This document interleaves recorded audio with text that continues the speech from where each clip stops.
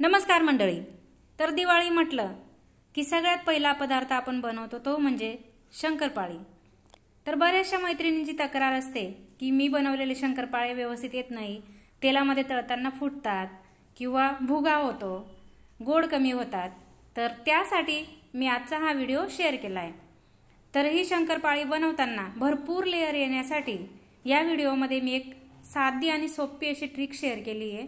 त्यासाठी तुम्ही व्हिडिओ पूर्ण बघा. आणि या पद्धतीने जर तुम्ही शंकरपाळे बनवले तर अगदी बिस्किटपेक्षाही खुसखुशीत आणि भरपूर असे लेअर येणारे बनतील.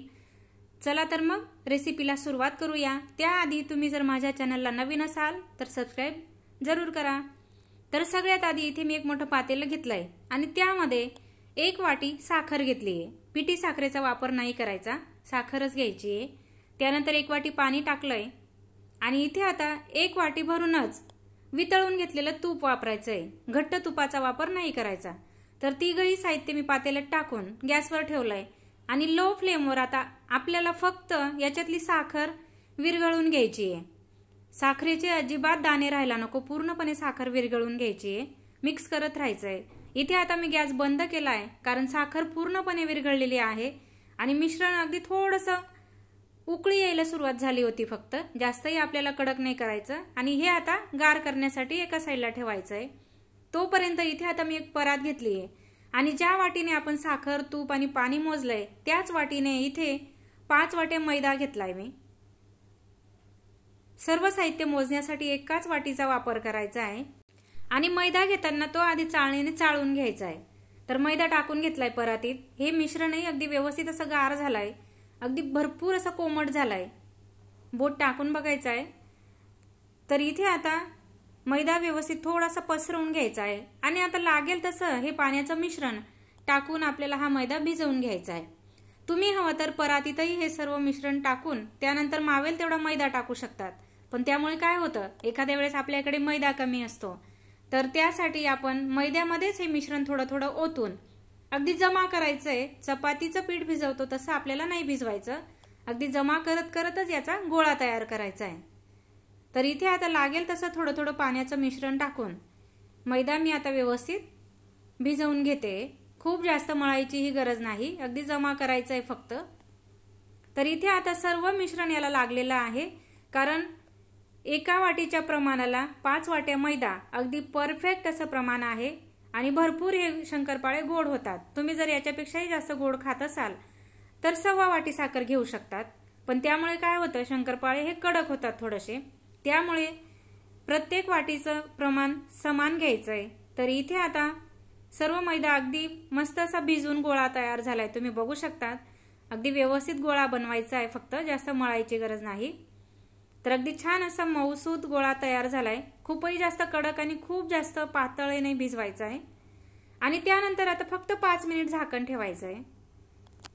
तर इथे आता 5 मिनिट झालेले आहेत. पोळपाट घेतलाय मी आणि त्यानंतर भिजवून घेतलेल्या मैद्यातला अगदी छोटासा गोळा काढून घ्यायचा आहे. खूपही लहान नाही घ्यायचा, आपण चपातीला घेतो त्याच्यापेक्षा थोडा मोठा घ्यायचा आहे आणि व्यवस्थित हातानेच त्याला आकार द्यायचा आहे, जास्तही मळायचं नाही. तर इथे मी आता हातानेच अगदी व्यवस्थित असा गोल आकार देते त्याला. आणि क्रॅक पडले वगैरे काही नाही, पडले तरी काही हरकत नाही. अगदी व्यवस्थित आपल्याला नंतर शेप देता येतो. आणि त्यानंतर आता अगदी हलक्या हाताने आपल्याला लाटून घ्यायचंय पातळसर. आपण चपाती लाटतो त्या पद्धतीनेच, पण थोडंसं जाड ठेवायचंय, जास्तही पातळ नाही करायचं. आणि अगदी हलक्या हाताने लाटून घ्यायचंय. त्यानंतर आता भरपूर लेअर येण्यासाठी अशा प्रकारे हे दोन्ही साईडने फोल्ड करून घ्यायचं आहे. परत तिसऱ्या आणि चौथ्या साईडनेही फोल्ड करून घ्यायचं आहे. या पद्धतीमुळे काय होतं, आपण जे शंकरपाळे तळतो तेव्हा त्याला भरपूर अशा लेअर सुटतात. अगदी साधी आणि सोपी ट्रिक आहे. शंकरपाळे अगदी खुसखुशीतही येतात. आणि आता तुम्ही हवं तर गोल किंवा अशाच चौकोनी आकारात हे लाटून घ्यायचं आहे. आणि लाटताना खूपही जाड किंवा खूप पातळ नाही लाटायचं, अगदी थोडीशी जाडी ठेवायची आहे. त्यामुळे शंकरपाळ्यांना लेअर भरपूर छान सुटतात. तर इथे अगदी व्यवस्थित असं मी लाटून घेतलंय. आणि त्यानंतर आता सुरीने आपल्याला हव्या त्या आकारात आपण शंकरपाळे कट करून घ्यायचे आहेत.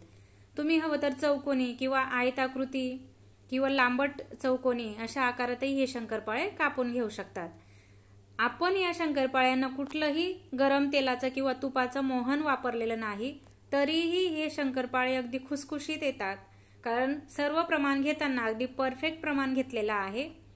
तर इथे आता मी सुरीने अगदी व्यवस्थित एका साईडने कट करून घेतलेत। तुम्ही लहान किंवा मोठ्या आकारात हे शंकरपाळे कापून घेऊ शकतात आणि साईडची किनार थोडी काढून त्या पिठामध्ये ठेवू शकतात। तर इथे आता मी चौकोनी आकारातच शंकरपाळे कापून घेते।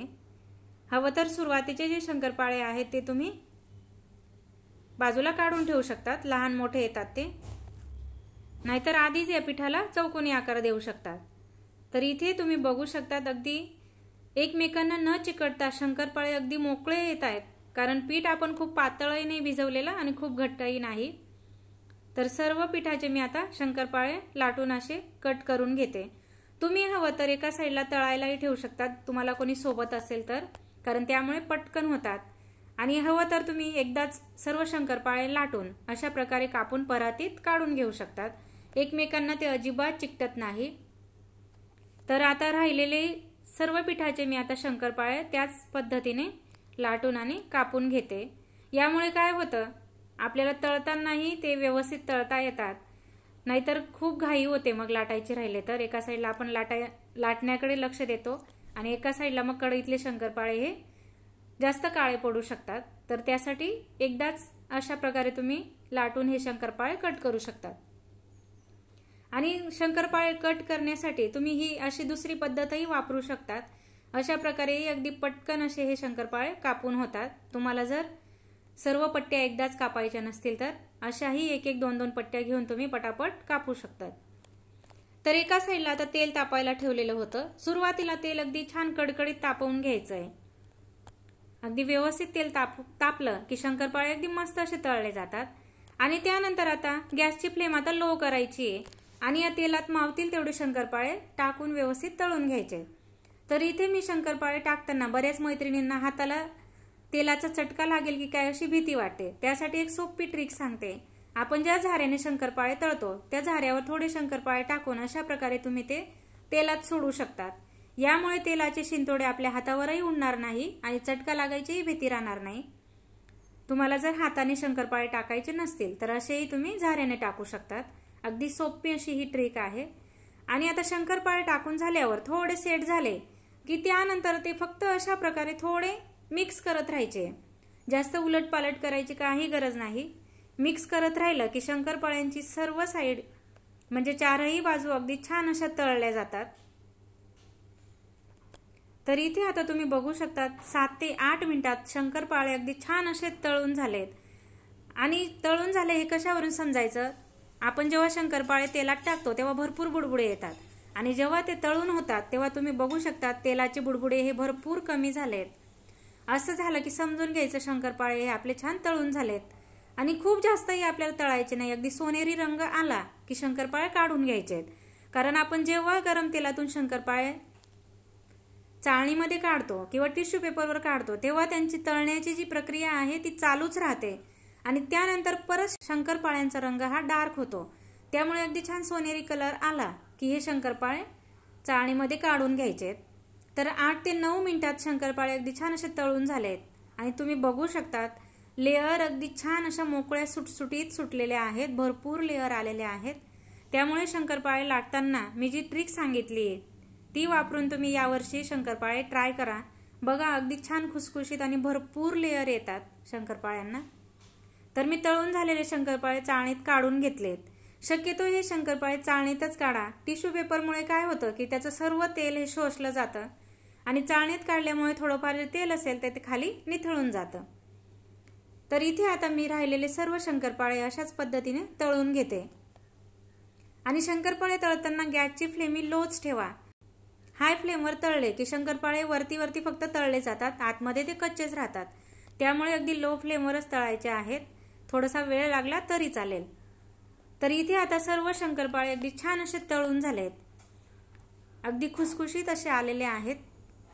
तर अगदी 2 बोटांनी हा शंकरपाळा चुरला जाईल, म्हणजे खाताना अजिबात कडक वगैरे नाही, अगदी छान बिस्किट सारखेच खुसखुशीत तयार होतात। अगदी भरपूर अशा लेयर सुटलेल्या आहेत, तुम्ही बघू शकता अगदी मस्त आलेले आहेत आणि आता तुम्ही बघू शकतात, हे बघा अगदी छान आतपर्यंत तळलेले आहेत आणि लेयर अगदी मोकळ्या सुटसुटीत दिसतात. अगदी खुसखुशीत असे हे शंकरपाळे आलेले आहेत. नाहीतर बऱ्याचदा काही मैत्रिणींचे शंकरपाळे बनवलेले खूप कडक होतात, चावलेही जात नाही. तर ते जास्त साखर वापरल्यावर होतं तसं. तर अगदी परफेक्ट प्रमाणात मी या व्हिडिओत शंकरपाळ्यांची रेसिपी शेअर केलेली आहे. तर आजचा व्हिडिओ जर आवडला असेल तर तुमच्या मित्रमैत्रिणींसोबत जरूर शेअर करा.